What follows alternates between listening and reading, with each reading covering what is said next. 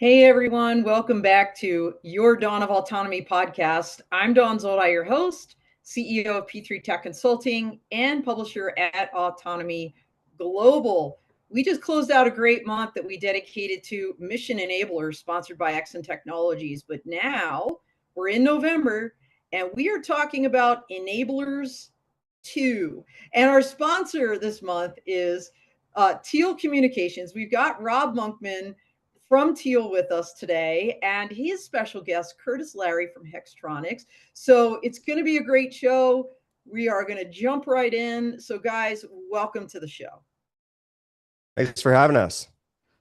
Absolutely. Thank you, Don. Absolutely. All right. So let's kind of start at the top. For those that don't know you, Robb, we're going to start with you. Can you tell us a little bit about your personal background?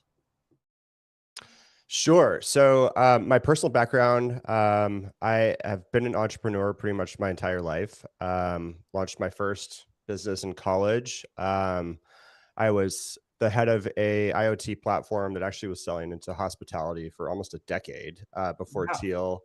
Did some work in the EV charging space and then joined TEAL as the chief marketing officer. And I'm coming up on 4 years here. It's been an incredible journey. We've been growing like crazy. Our team is fantastic, and we're making a real difference when it comes to enabling certain technologies like drones. Yeah, and we're going to talk about all the different markets you guys are in and enabling here momentarily, but so impressive. Thank you so much, Robb. And Curtis, over to you. Tell us a little bit about your personal background. Sure, yeah. Well, I'm an entrepreneur as well. And I've been trying to start businesses for as long as I can remember, since high school and college. And then, yeah, I finally got into building products that move. And I just love things that move around the world. So I studied mechanical engineering, and now I'm a hex engineer, dabbling in all these different aspects. And I've been running Hextronics as the CEO for, just about 5 years now, building autonomous drone stations. I love that. I've got a mechanical engineer in the family, my oldest son, so that's near and dear to my heart. And by the way, everybody, I met Robb for the first time this summer at the Drone and AAM Symposium. And actually, it was David Lewin from This Week in Drones that introduced us. And love David. He's part of our AGN network. And if you guys haven't met Robb, he was one of our co-sponsors at Commercial UAV. We had a raging happy hour with Spandex Nation. And so Robb's really been out and about lately, getting the word out about his company, TEAL Communications. So Robb, tell us about TEAL. Tell us, what it is and kind of that origin story, how it started. Yeah, so I can start with the origin story. So TEAL was started by our founder, Robbie Hamblett, and he's our CEO, as well as our CBO, Chief Business Officer, Michael Johnston. And he was actually working at one of the large telcos at the time, working on some connectivity challenges that were facing the auto industry. And that was really where they got this glimpse into this massive need for multi-carrier, multi-network redundancy, not just in the auto industry, but really across many different sectors. And of course, big companies don't move at the speed of smaller, early stage companies. And Robbie decided to start his own business, and he's a brilliant mind. He's really one of the experts when it comes to eSIM technology and networking. And in 2018, TEAL was launched. So the problems that exist today really stem from the fact that traditional connectivity solutions of the past, they're just not suited for a lot of these high data applications. And beyond visual line of sight drone operations, that's a perfect example of this. Yes. And so traditionally, just like if you have your cell phone, right, your smartphone, you're going to get an agreement with Verizon or AT&T. You're going to get one of their SIM cards. You're going to put in your phone, and it's going to be this one-to-one relationship. Yep. The network operators are great. Their performance is amazing. But if you need multiple networks, if you need to access different carriers, well, then you either have to get another agreement, another SIM card, or you Yeah. need to go through a multi-carrier SIM, which is what's called a mobile virtual network operator. And I won't bore you with acronyms, but MVNOs essentially will put roaming profiles onto a SIM so that you can have some flexibility to connect onto, let's say, AT&T and Verizon. But you're still locked in. You have a contract you can't really get out of. You don't have flexibility to switch to, let's say, Vodafone if you're deploying assets in Europe, or Rogers in Canada. And so what we provide today is something that is its own category, right? And it involves eSIM, but a lot of other things. At the end of the day, what we do in plain English is we allow devices like drones to connect onto any network globally in 196 countries, and then have the ability to fall back so that we have failover onto any network that they choose. And so the ability to switch between networks allows for ultimate redundancy, right? Which is critical, and we'll get into that. And so it's a cloud-based solution. We can provide SIM cards, but at the end of the day, it's a simple dashboard that you can use to ensure that your solutions are always connected to the best carriers worldwide. Okay, that's awesome explanation. And you can see where not just for beyond visual line of sight drones, but maritime vehicles, like really any autonomous vehicles you can think of would need this kind of solution. So, Curtis, I want to talk to you a little bit about Hextronics. So tell us, again, what this company is about and how it all began. Well, yeah, it began from listening to a few too many podcasts, I'm afraid. But yeah, I listened to Interdrone and a few others getting started. I know I always had this dream that I think a lot of others share of kind of just drones flying around in the air, providing services and capabilities to the world, to the people living all around it, for like construction management and monitoring, or public safety, or roadway inspection, or just making sure that there's no potholes on our way to work. And that really stemmed from just the need for having kind of drones available to do these flights, and having a home for these flying robots to go back to. So I've been in robotics for a pretty long time. Some projects I worked on in college was a little robot delivery system that drove around a restaurant and delivered food. And that dream was crushed a little bit by COVID. So I went back to the drawing board and said, well, you can close down businesses, you can close down restaurants and schools, but you can't close down the sky.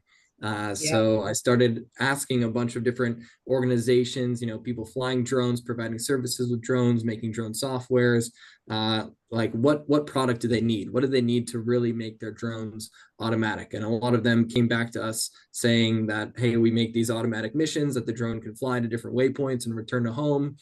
But it's really as automatic as the person that's sitting there waiting for the drone to come back and land so they can swap the batteries. And they said, if you could make a little box, a little drone station that houses this drone and kind of keeps it in a nice environment, and makes it able to survive storms and harsh conditions, as well as swaps the battery of the drone. So once we're done, we can keep flying, then we will buy it. And so I said, watch your tongue, because I'm going to go and make it. So we went and made the initial ones in my garage in Miami, and getting the word out. And quickly we started selling them across the world. A lot of our first customers were international. Of our first product called the Global, that swapped the battery of the Mavic 2.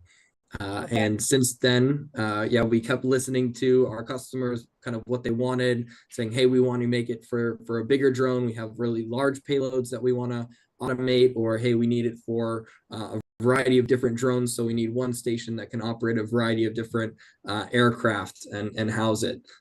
So we just kept kind of engineering and designing and innovating on that front. And now we are Hextronics. We're a team of about 35 people in our factory in Miami, building and supporting drone stations across the world.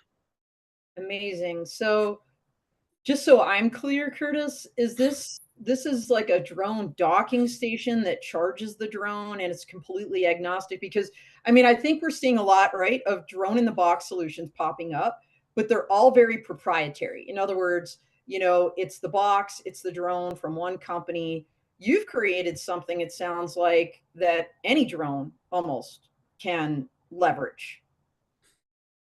Yeah, to some extent. I mean, we don't have a drone station for like a person flying drone yet that can house a human. But really for large aircraft and small aircraft that fit within a certain volume, we can work with and get them to work in our systems. Whether or not we swap the battery of the drone is dependent on just like the mechanisms. I told you I'm a mechanical engineer, so every Yeah. time someone brings us a new drone and tells us to swap the batteries, we have to go on a big whiteboard and start sketching out little mechanisms for how that integration would work. But we love that. That's so cool. So it doesn't just chart, it like physically swaps it out, almost like a little mini robot in there. I know we're going to have a video, Exactly. so I don't want to get ahead of ourselves. This is really exciting, but I want to go back to Robb and talk about, so, you've got the battery swapping, Robb's got the connections. Let's talk about connectivity as this critical enabler from TEAL first.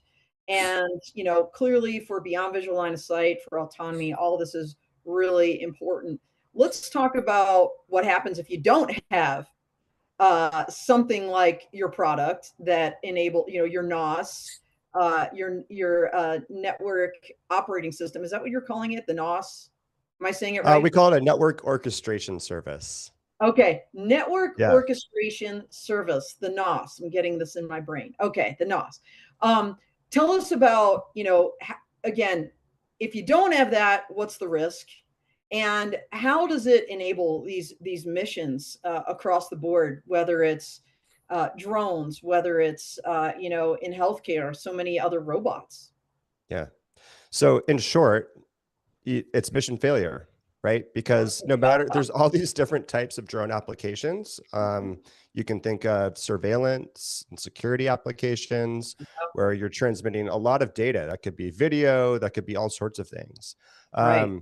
So that connection is really critical. You got to know where your drone is.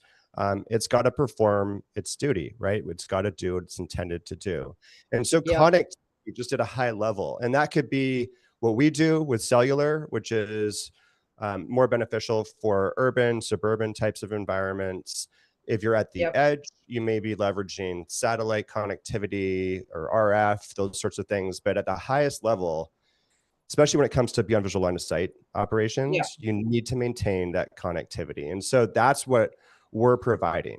And so whether it's drones or autonomous robots or fleet management solutions, what we like to think of those types of products as mission critical. And so mission critical solutions, they need mission critical connectivity. And you can't have a single source of failure, right? Because network outages do happen. You will run into dead spots. And so what do you do if that happens? Well, with TEAL, you get the ability to switch to the next best network. So you've got this failover, you've got this redundancy that's built in for these mission critical types of applications. And so for, if we kind of go back to drones, right? They need high performance network connectivity, or even what Hextronics is doing. It needs to be have low latency, high throughput, and really we want to ensure that there's this like seamless, easy way to connect onto the best carriers, whether that's here in the United States, in North America, whether that's in Mexico or Europe or rest of the world. And so since 2018, we've been developing not only our technology and our platform, but we've also been developing the partnerships with the mobile network operators, the carriers. And so today, we, without a shadow of a doubt, have more carrier agreements than any platform, period. And then we put the control on our customers. So you get the keys to the car, so to speak, to decide, hey, I want these drones or these devices to be connected to this network. I want these devices to be connected onto this network. You can do it all within a single pane of glass. So it's super simple. A fifth grader could use our platform. Yeah. Okay. Well, Okay, fifth graders, awesome. I hope fifth graders Probably aren't younger. Yeah, drones. I I'm just say that because I know my son's in fifth grade, and I know that Is it, he gets so our platform. what is it in the US? 14, what is it, like part 107 is like 16 years old or something? But yeah, people could be flying them just for recreational purposes and things like this. So I have a question for you, Rob, about this.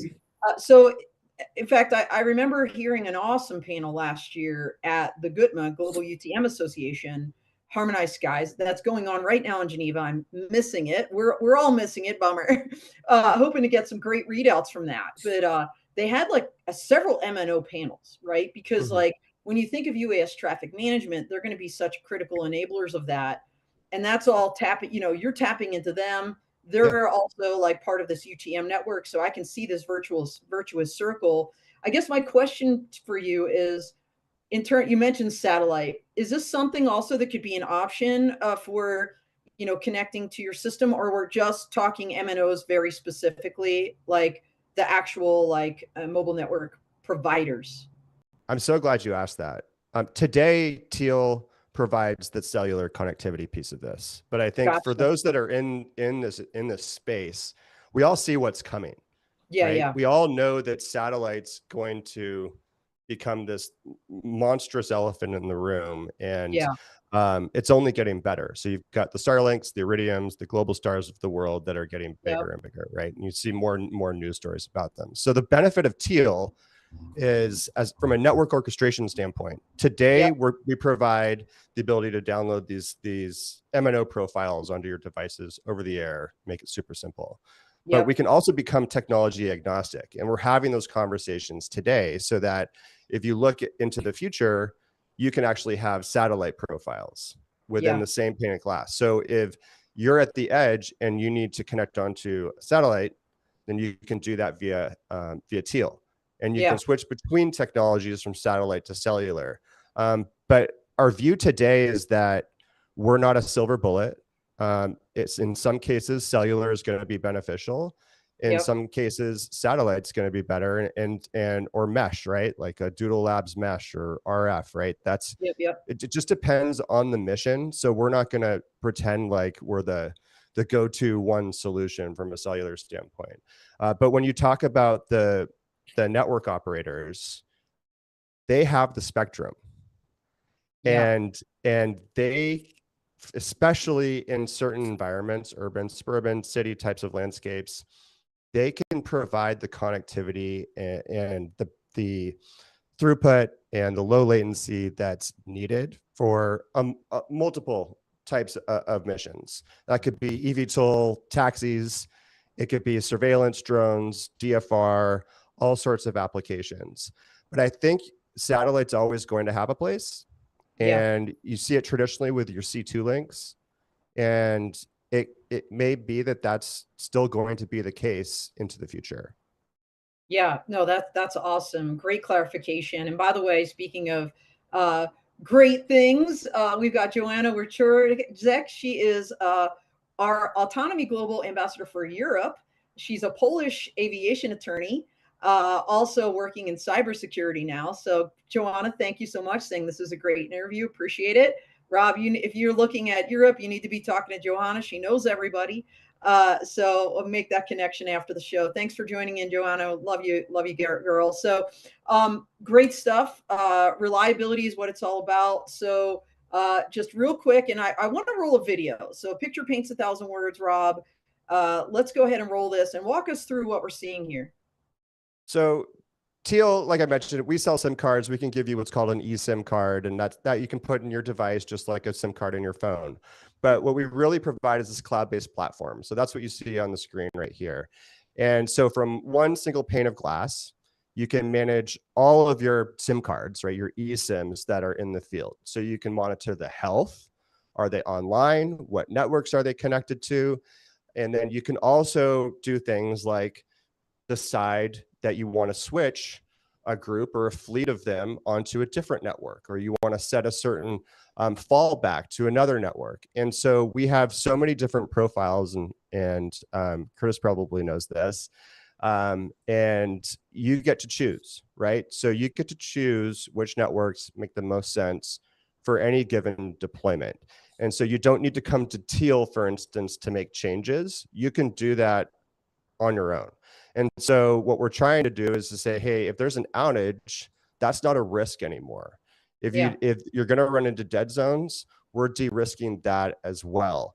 But I think there's some operational things that maybe aren't so sexy, right? Is that traditionally you'd have to manage multiple contracts with multiple different carriers, multiple SIM card SKUs, and you'd have very little flexibility to switch between networks. Like you literally have to go and swap out SIMs in the field, right? Yep. With TEAL, you can imagine you don't have to do that anymore, right? One SIM card you can put into your device. Now you have the control and the flexibility to connect onto any network globally, even Europe, wherever. And if that's not the right network, and that does happen with deployments, then you can easily switch to the next best network over the air remotely from your computer. So we're really streamlining access to global networks. Our founder likes to say we're democratizing connectivity, because you should have the freedom to choose, and you should have the freedom to go between networks as needed. And you shouldn't be beholden to sort of a more archaic way of thinking about things. So we're a fresh approach, a new way of connecting your devices onto global networks. And 196 countries, just to kind of underline that and foot stomp it. I mean, that is really, really significant.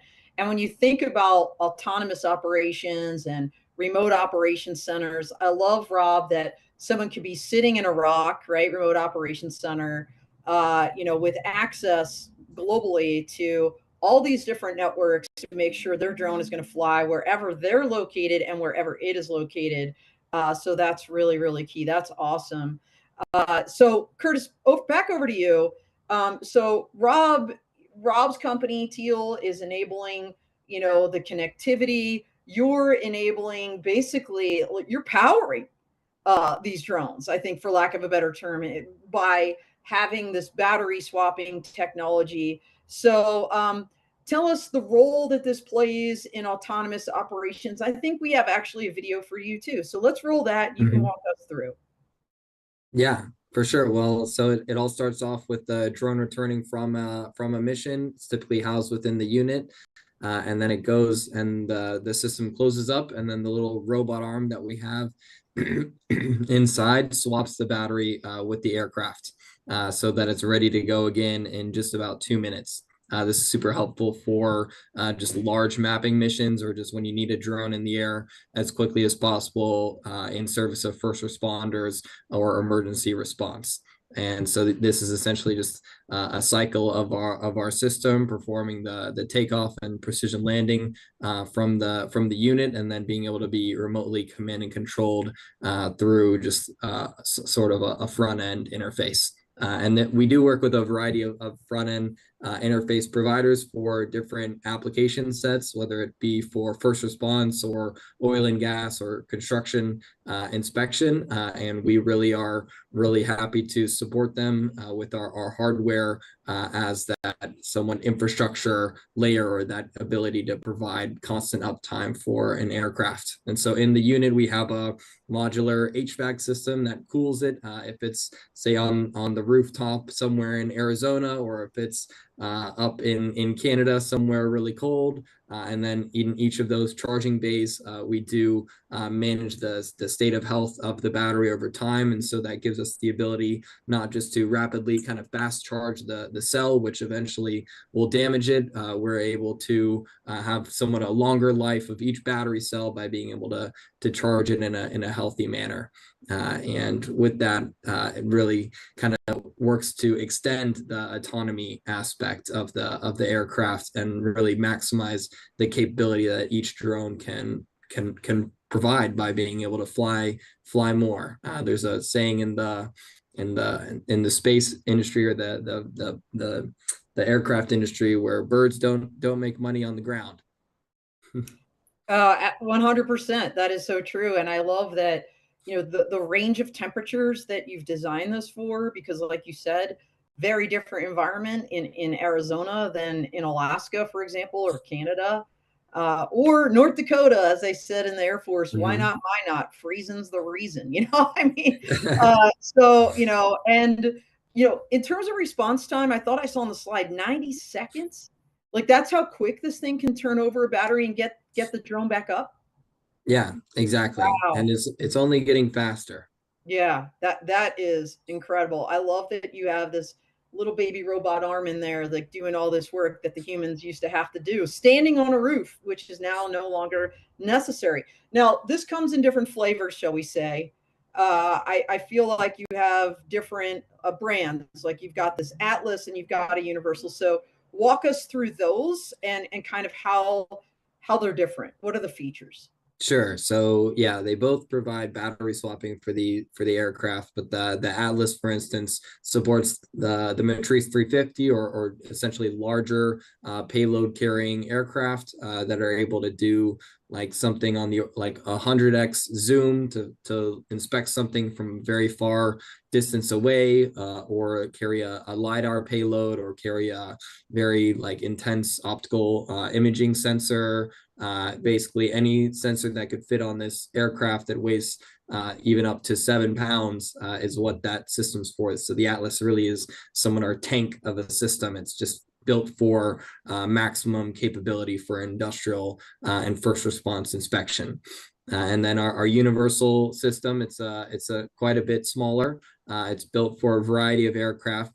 Given the name Universal, it works with the likes of DJI, Anzu, Parrot, and a few other developing aircraft right now that are able to have that kind of immediate response time, as well as have a more modular capability for those scalable use cases where you need persistence security over a site, or even just routine inspections or mapping missions to be done with the aircraft. And so with the Universal, it supports the newly released Paradenofi UKR, which is a very powerful aircraft system that does have SIM capability. So it is cellularly supported, and actually we've been using quite a few TEAL eSIMs on the Parrot drone fleet. It's always interesting to see someone on our team flying the drone, and I can see the teal bar kind of increase in the amount of data that we used.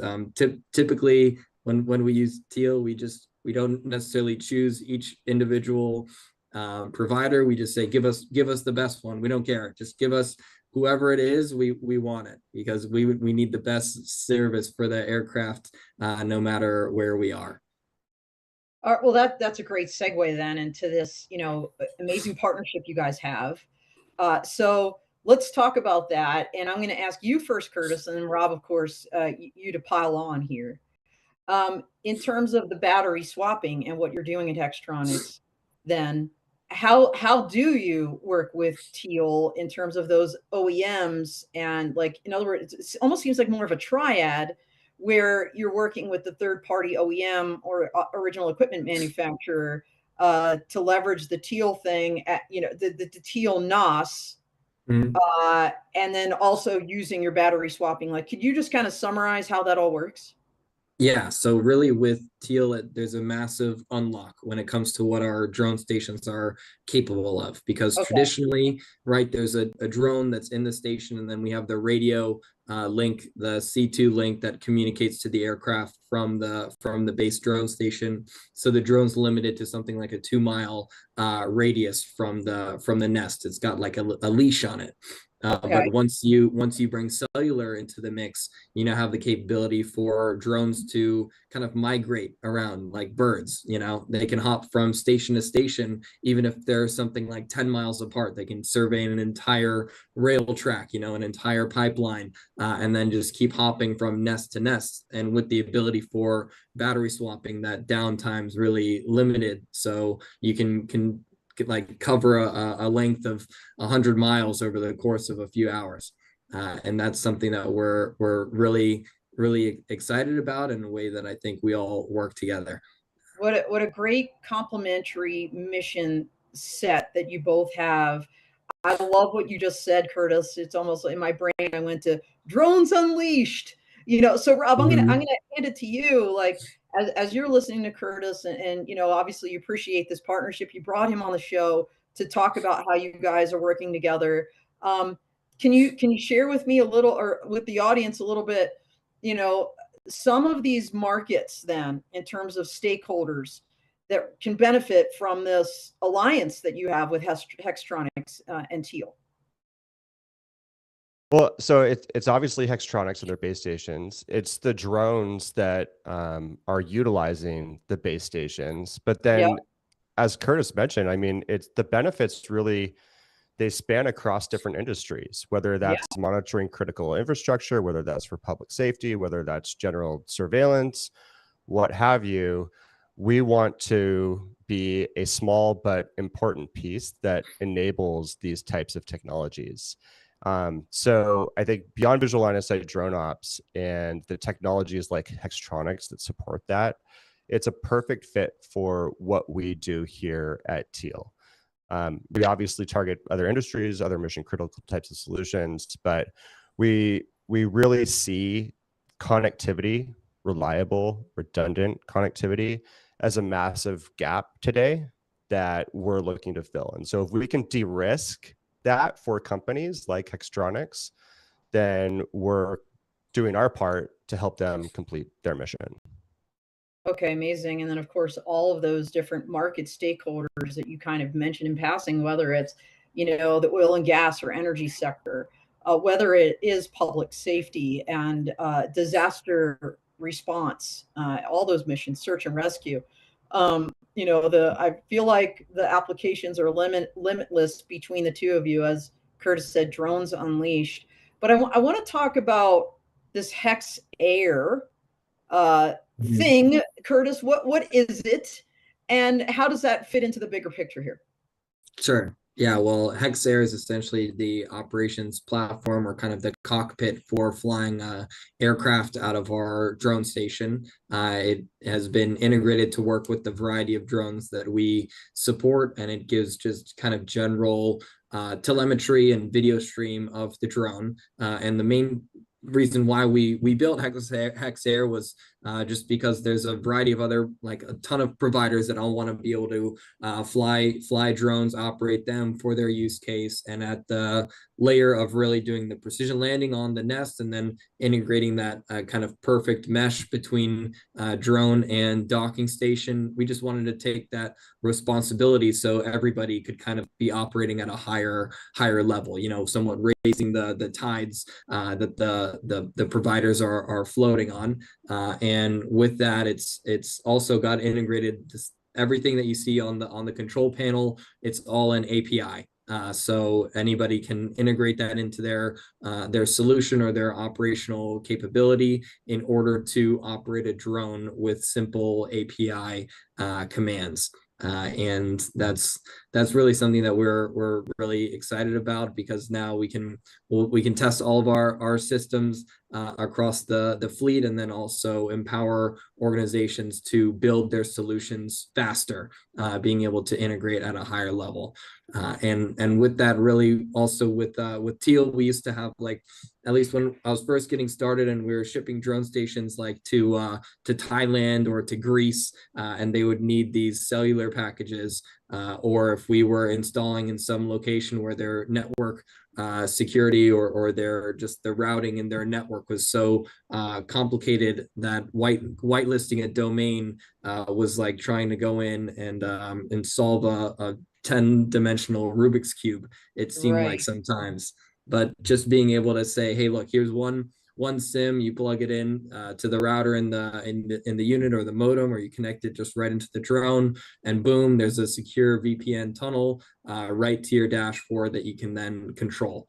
And that has definitely streamlined a good portion of our installs, and also kind of upcoming customer installs, so that we don't have to ask that question anymore. You know, what provider do we need here, here, here, and here? We just stick a TEAL SIM in there, and we're good to go.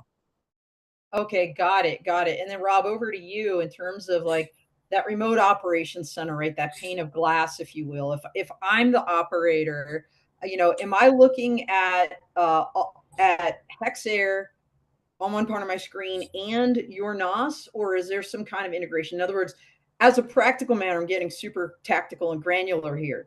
How does this work? Well, we're a separate dashboard, if you will. Yep. I think that would be really cool, though, to have some type of integration. So maybe there you go. that's You heard it something here that first, that could be everybody. cool. Yeah, that could be cool. So yeah, we're just a separate dashboard, but you can access that on any computer, quite literally. So you just open your browser, you log into our dashboard, and you're ready to go. So whether you're deploying assets in Greece or stateside, you have that ability to say, hey, connect onto the best network automatically, or you can self-select and you can say, nope, I need to be on this network and I need to fall back to this network if there's an outage. So it just goes back to faster deployments, not being locked into vendor contracts, and having that flexibility to switch between networks, really ultimately for redundancy purposes. Well, and as I'm listening to both of you, in my brain, I'm thinking kind of time and distance. When you think about operations, right? In other words, Rob, you're like enabling in a way both, but definitely distance in terms of, unleashing the drones, to use Curtis' words again.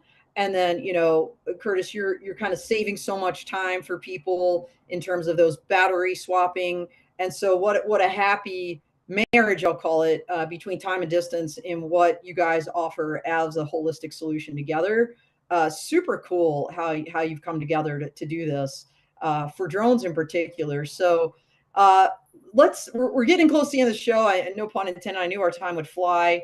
We talked a little bit about the evolution, Rob, of what you see kind of coming down the pike, whether it's Starlink, Viasat, Iridium, some kind of satcoms, capability. Tell me as you look at your crystal ball for, let's just say 2026, maybe the next 3 years. How do you see kind of TEAL and really, the drone and autonomy industry evolving together? Yeah. So one thing that we didn't touch on that I think is worth mentioning is that, and I'm not going to bore you with industry jargon, but there's a new certification out. I'm going to say it, SGP 32, but we support that. And what that means is that a lot of the companies that we talk to, they have something in place today. Like they're like, hey, we have an agreement with AT&T. It works until it doesn't. Or we're using a traditional sort of older MVNO type of solution. It's roaming, but it kind of works today.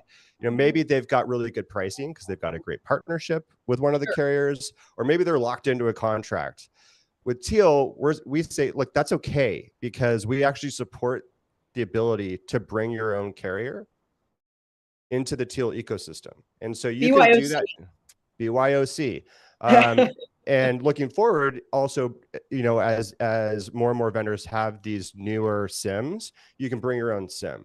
So that allows you to keep your commercials, the agreements that you have in place, enter our ecosystem, and now you've supercharged that. And now you have all these other options just in case, right? That you can take advantage of. So BYOC is a really big thing, and I think it's really beneficial for a lot of folks that already have commercials in place, whether they're great commercials or whether they're just locked in.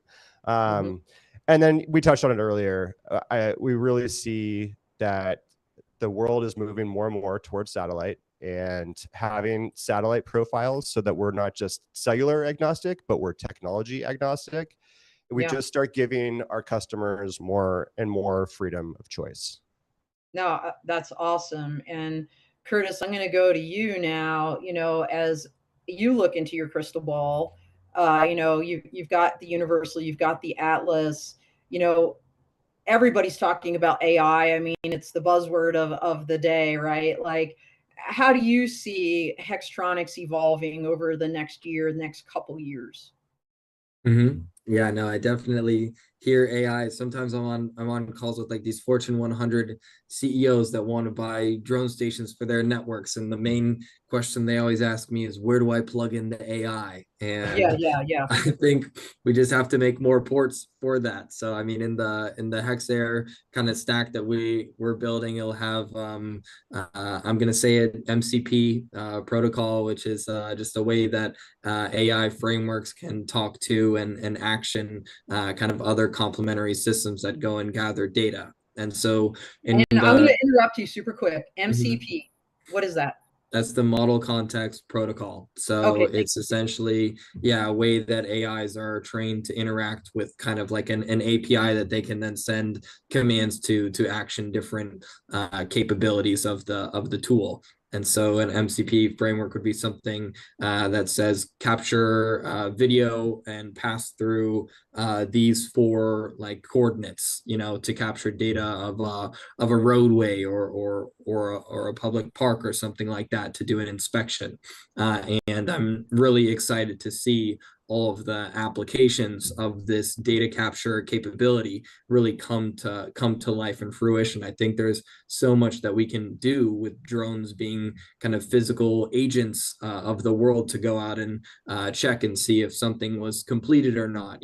Check and see if the particular asset or component is within its life and it's operating as it should, and all these different aspects for how we can and just like build a better world or build a world that we can at least maintain at a higher cadence so that we can save costs of things going wrong over time because something was not maintained appropriately, or just being able to capture information that helps us iterate and build the world faster and better. I'm incredibly excited to that. I mean, you started the company with kind of this altruistic mindset and, talked to different stakeholders, created these products in response to their needs, and you're still doing it. So good on you. I mean, both of you, it's so really cool to hear everything you're doing separately and, of course, together. I'm going to give you guys like 30-second lightning round here before we get to kind of concluding remarks and how people can reach you. So the question I'm going to ask you is actually something I used to ask people after I dialed off, and something that created a Patreon and kind of spurred a clubhouse that no longer exists anymore. But I love the question, which is, what's the one piece of advice that you would give to drone operations operators that are planning BV loss missions today? 30 seconds. Rob, go. Don't let connectivity be an afterthought. That would be the advice. Oftentimes, we get contacted by companies after they've experienced a pain point or a Yes. challenge, Yeah. or after they've experienced an outage, or they've had to fly to Greece to do a truck roll and physically swap out SIMs.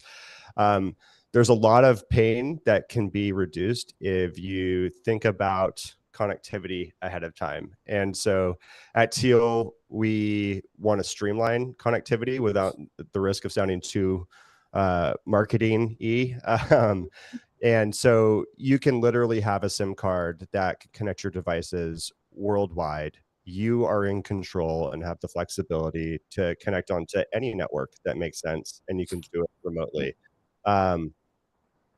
So don't wait until after the fact, unless you really like to feel pain. You Well, there know, are those people out there, that have yeah, to learn from their mistakes, but like, why do that, right? Like, so number yeah. one, connectivity, don't make it an afterthought. Think up front. Curtis, how about you? 30 seconds, go. Yeah, I'd say ensure or just plan to get the most value out of your mission. If you're just doing it as typical security patrol, think about all of the different aspects of little pinpoints of data that you can capture to help give a better image of your world, especially even just doing the same mission over time, being able to look back and see how something has changed will really influence your perception of the world and how the world evolves. And so really just thinking about not just the initial scope of the mission, but everything surrounding it that can help bring more information to you and your operational team, and really being able to maximize the value of the drone and of the autonomy stack that you're using.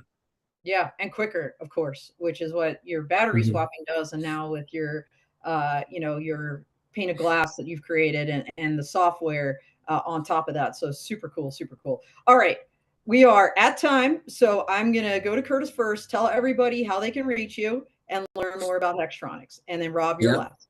Just go hextronics.com, fill out our contact us form, or just go to LinkedIn and bug me, send me DMs. All right, very good, very good. Robb, you get the final word. Thank you so much. All right. Yep. Online, tealcom.io, teal like the color, com.io, or you can find us on LinkedIn. We're pretty active on that platform. All right, very good. Well, thank you, gentlemen. This was really awesome. I love to hear everything you're doing. Thank you for the audience out there. Joanna, you got some European fans out there joining in. And that's all she wrote for today. We are looking forward to next week, Mission Enablers. I'll actually be in Tennessee, God willing, if I can actually get there with the airlines and the state they're in right now. But we're going to have Crown Innovations on the show, talking about everything they're doing for drones and AAM next week. So that's all she wrote. We are out here.